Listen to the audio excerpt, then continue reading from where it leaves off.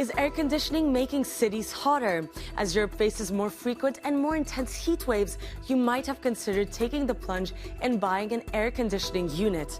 And while you might think it's cooling things down, it's actually doing the exact opposite. It's heating things up. Let's find out why.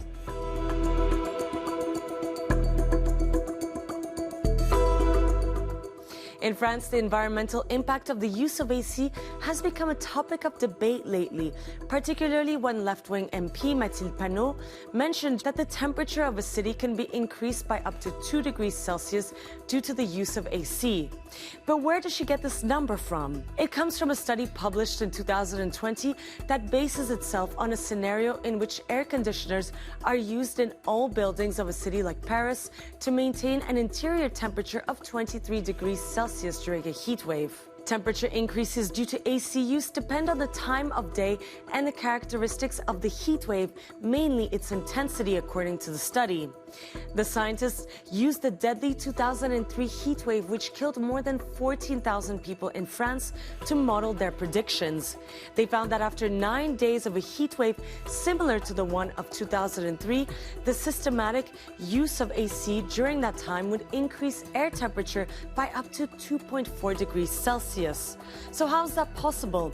Well, it's because air conditioners work like a heat pump, cooling a room by releasing hot air outside. Air conditioners use more electricity than any other appliance in the home.